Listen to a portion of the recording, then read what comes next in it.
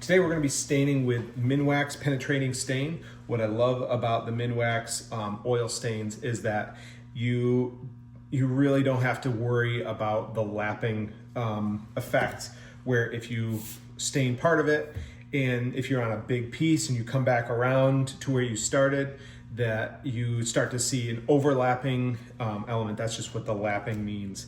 And if you say you wipe part of it off and then you come back over it, you're not gonna see that. It's one of the things I love about the Minwax as opposed to a lot of other stains on the market, is they create that lapping effect or the doubling or the layering, where this stain, once it absorbs into the wood, that's kind of where it lands. And again, that can be argued, and there's a lot of people that might say it doesn't, but this really resists the lapping and gets a really nice even color. So today we got some quarter sawn white oak, which one of my personal favorite woods. We're using synthetic lamb's wool to put it in. It really it holds a lot of stain, and it gets down into the pores of the wood, into the grain, to get that color evenly down in there.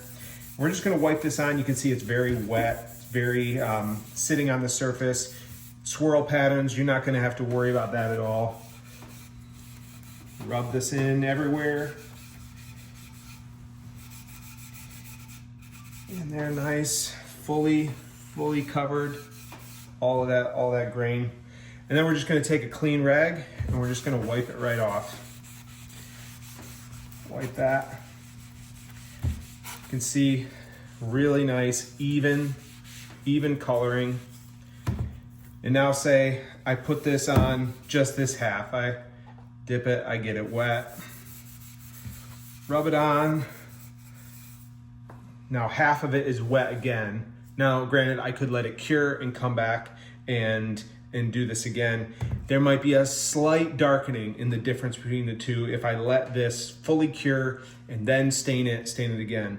But it's not going to be a doubling effect. It's not going to get twice as dark or even 3/4 of the way dark, which makes touch up really nice. You get everything stained, 24 hours later, you're ready to start putting your poly, your varnish, your lacquer, whatever it is over top of it. You missed a spot, a little edge didn't get touched. You can touch that again, wipe it, it'll blend really nicely. So here we can just wipe that spot down, and we've got a really nice even coloring across this absolutely beautiful wood. And it helps too, because when you're putting these on the rack, you're gonna have some finger marks, and that will just wipe off. Honestly, what I typically do is I carry it to the rack with the rag, and then as I'm setting it down, I just give it a check, make sure that my edges are all wiped off and I'm not leaving any fingerprints.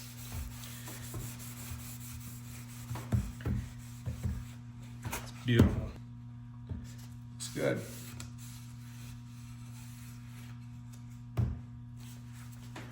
There we go. Finished. Enjoy. That was a crappy ending, but Not really. maybe I'll cut out the enjoy part. That's probably the dumbest part.